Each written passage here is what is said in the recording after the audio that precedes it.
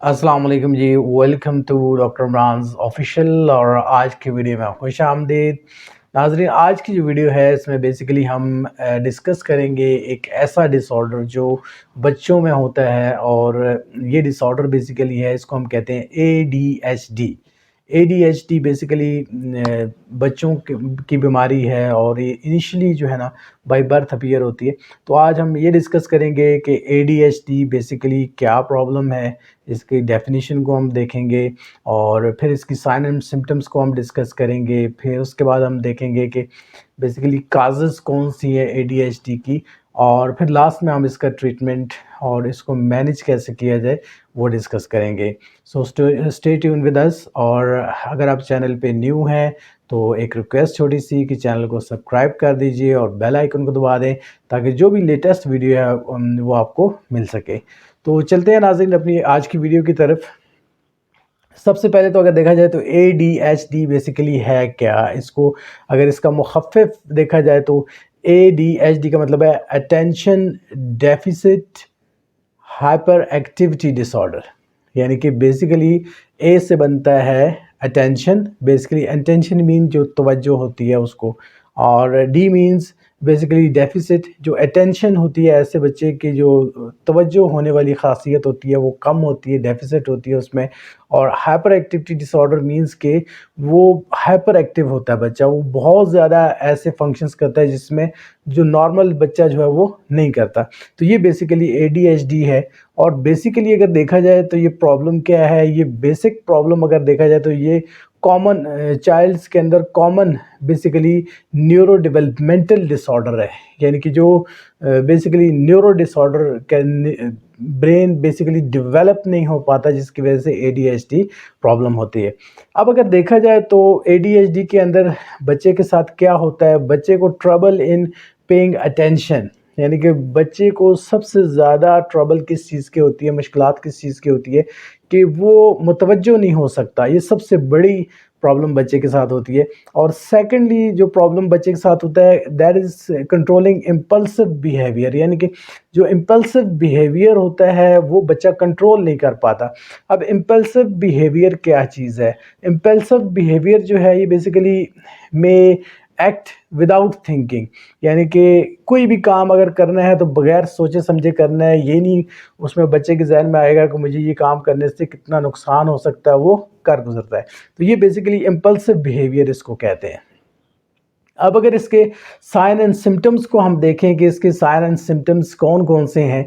Sign and symptoms में अगर देखा जाए तो सबसे पहले नंबर पे है डे ड्रीमिंग अ लॉट, यानी कि बेसिकली बच्चा जो है उसको ना खुशगवार जो एहसासात होते हैं वो बहुत ज़्यादा होते हैं। मसलन नेगेटिव जो ड्रॉबैक्स हैं लाइफ के अंदर या किसी भी चीज़ के अंदर, उसके जहन में ये चीज़ें नहीं होती, वो बिल्कुल डे ड्रीमिंग जैसी होती है, दिन में ख्वाब देखना, उस तरह की कंडीशन होती है। और सेकेंडली अगर देखा जाए तो प्रॉब्लम क्या है, फॉरगेट और लॉस्ट थिंग्स अ लॉट।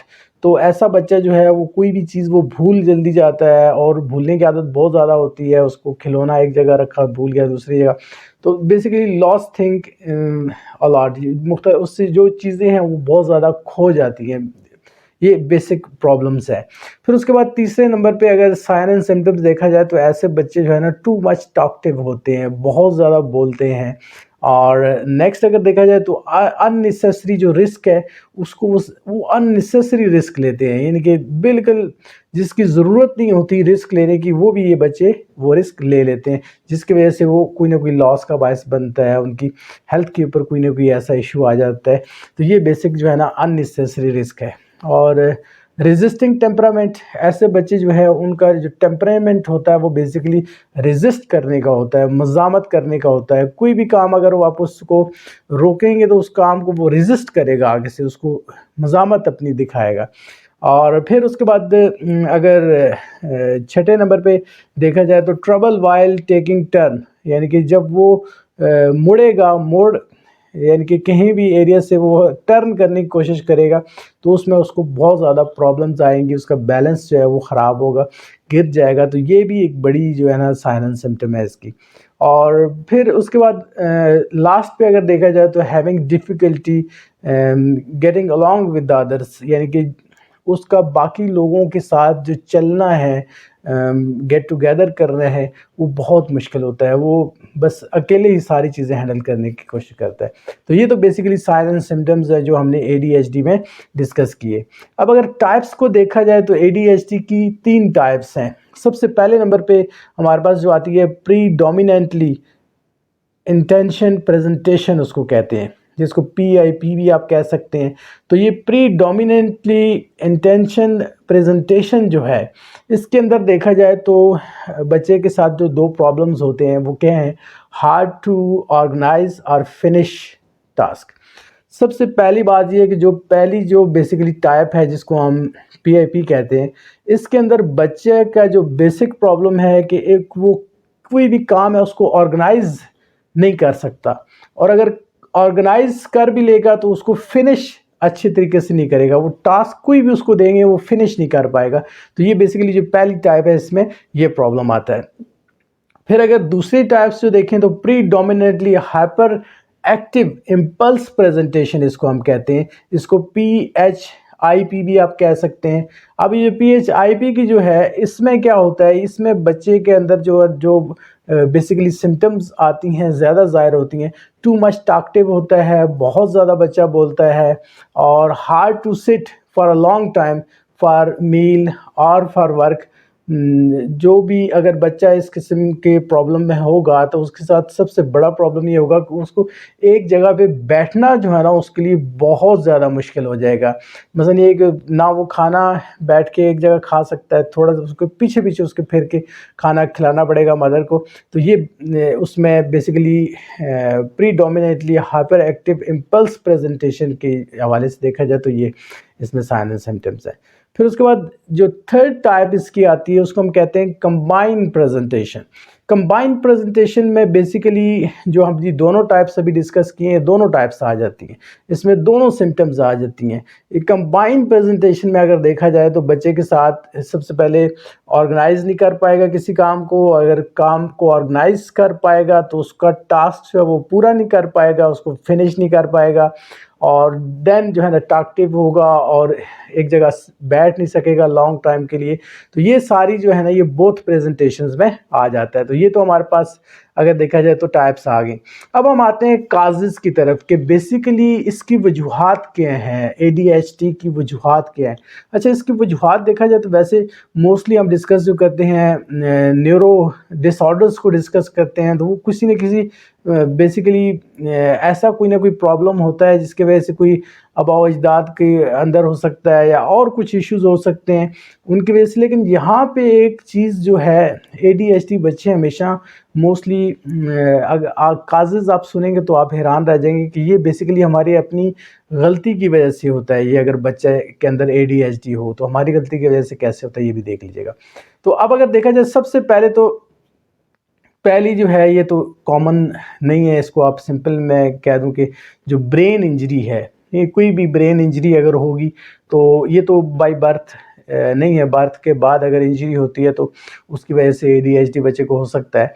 और अगर इसके अलावा सेकंड देखा जाए तो इन्वायरमेंटल जो एक्सपोजर है, रिस्क जो है वो बहुत ज़्यादा है। फॉर एग्ज़ाम्पल अगर मदर कोई नशा करती है, फॉर एग्ज़ाम्पल लीड का, शीशा का, तो इस किस्म के अगर मदर कोई ऐसे नशा आवर कोई चीज़ इस्तेमाल करती है तो उसकी वजह से बच्चे के अंदर एडीएचडी हो सकता है।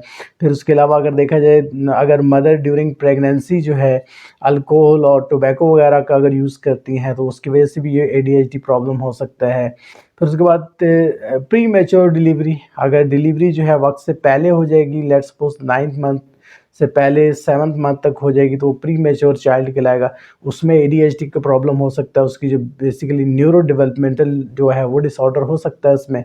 और लो बर्थ वेट, अगर बच्चा पैदा होगा और उसका वेट बहुत ज़्यादा कम होगा तो ये भी एक बड़ी जो है काज है, एक बड़ी वजूहात है।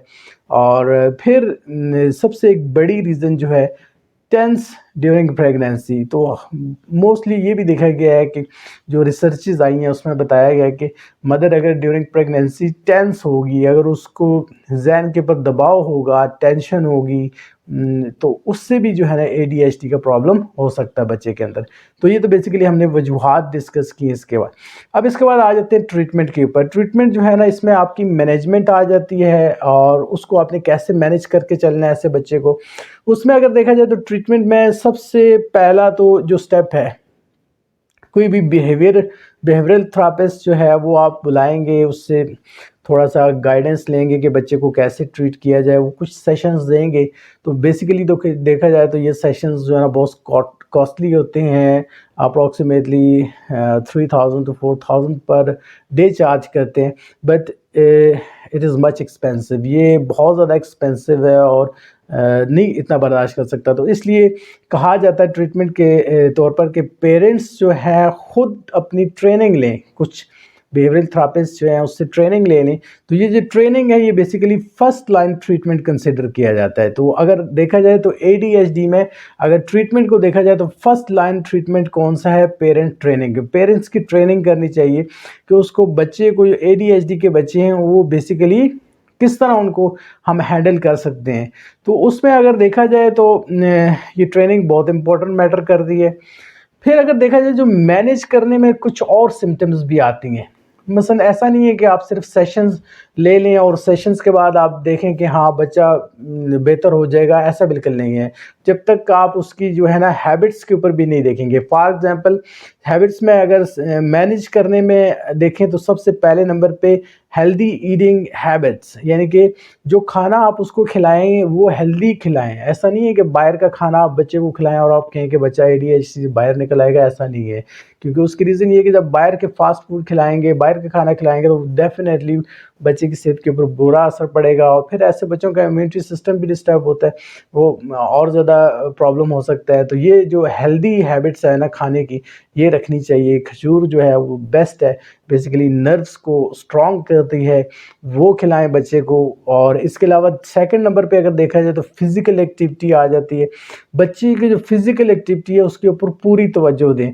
और ऐसे जो हाइपर एक्टिव बच्चे होते हैं इनको ना, ADHD के जो बच्चे हैं बेसिकली, इसमें ये होता है कि इनको तंग जगहों पे, सीढ़ियों के पास इधर उधर खिलाने से इज्तनाब करें। क्योंकि ये बच्चे विदाउट थिंकिंग जो है ना कोई भी एक्ट कर सकते हैं और उसकी वजह से कोई चोट लग सकती है, गिर सकते हैं और प्रॉब्लम हो सकते हैं। तो इससे बेहतर है कि जब ऐसे बच्चों की फ़िज़िकल एक्टिविटी की बारी है तो उन्हें खुले ग्राउंड में ले जाएं, जहाँ पे घास हो, ग्रासी हो एरिया, और जो है ना वहाँ पे सख्त जगह ना होगी। अगर वो गिरे तो गिरने की वजह से उनको कोई चोट ना लगे। तो बेसिकली फ़िज़िकल एक्टिविटी ऐसी रखनी चाहिए बच्चों की। फिर उसके बाद तीसरे नंबर पे देखा जाए तो लिमिट टाइम आ जाता है। जो उसकी ऐसी एक्टिविटीज़ हैं जो बेसिकली उसके न्यूरोट्रांसमीटर्स को डिस्टर्ब करते हैं, उसके ब्रेन की डेवलपमेंट को डिस्टर्ब करते हैं, ऐसी एक्टिविटीज़ कम करनी चाहिए। ऐसी एक्टिविटीज़ कौन सी हैं जो बेसिकली न्यूरोट्रांसमीटर्स को डिस्टर्ब करती हैं? फॉर एग्जांपल टीवी का बहुत ज़्यादा देखना। अगर ऐसे बच्चे टीवी बहुत ज़्यादा देखेंगे तो वो कभी भी नहीं ठीक होंगे, वो ये प्रॉब्लम ADHD का बेसिकली सीवियर होता जाएगा। और फिर उसके बाद देखा जाए तो कार्टून्स वगैरह देखने, मोबाइल्स का बहुत ज़्यादा एक्सेसिव इस्तेमाल वैसे ही बच्चे के लिए नुकसानदेह होता है। लेकिन अगर ADHD का बच्चा है तो उसके लिए तो बिल्कुल मना है, यानी कि उसका टाइम लिमिट कर दें, हाफ एन आवर, 1 आवर, 24 घंटे में बहुत है उसके लिए। लेकिन अगर आप हर वक्त उसको पकड़ाए रहेंगे कि हाथ में मोबाइल के लिए, कि ये तंग, क्योंकि ऐसे बच्चे तंग बहुत करते हैं, तो पेरेंट्स जान छुड़ाने के लिए उसको या तो टीवी लगा देते हैं या तो फिर उसको किसी मोबाइल के सामने बिठा देंगे, मोबाइल दे के कि ये तंग ना करे, इधर उधर आ जाए। तो उससे प्रॉब्लम जो है और ज़्यादा सीवियर हो जाते हैं।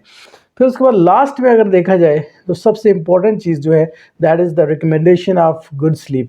तो गुड स्लीप की रिकमेंडेशन क्या है बच्चे के लिए? बच्चे की कम से कम 8 से 10 घंटे की नींद होनी चाहिए। अगर ये बच्चा जो है ना 8 से 10 घंटे की नींद लेगा तो उससे डेफिनेटली उसकी जो हेल्थ है उसके ऊपर एक अच्छा असर पड़ेगा। फॉर एग्जांपल अब स्लीप के हवाले से देखा जाए तो बाज़ ऐसे केसेस आते हैं ADHD के हवाले से, तो पेरेंट्स शिकायत करते हैं कि ये बच्चा दिन को सोया रहता है, रात को नहीं सोता। तो ये भी है, अगर दिन को आप बच्चे को एक्टिव रखेंगे, बच्चे के साथ थोड़ा सा टाइम पास करेंगे, उसको थकाएंगे दिन को, तो रात को जब डेफिनेटली 9-10 बजेंगे तो वो सोने के मूड में आ जाएगा तो वो सो जाएगा। तो इस तरह उसकी जो स्लीपिंग हैबिट है वो भी चेंज हो जाएगी और उसकी जो नींद है वो भी एक गुड रिकमेंडेशन ऑफ स्लीप में ये आ जाता है। तो ये तो बेसिकली आज की वीडियो थी जिसमें हमने ADHD को डिस्कस किया। जिस ADHD बेसिकली क्या है, attention deficit hyper activity disorder है। इसको हमने डिस्कस किया, साइन एंड सिम्टम्स देखे, इसकी टाइप्स देखी, इसकी काजेस देखी और फिर इसके फर्स्ट लाइन ट्रीटमेंट भी हमने डिस्कस किया। तो आज की वीडियो में इतना ही। कल इंशाल्लाह एक नए टॉपिक के साथ हाजिर होंगे। तब तक के लिए डॉक्टर इमरान को इजाज़त दीजिएगा। अंटिल देन, अल्लाह हाफिज़, जज़ाकल्लाह।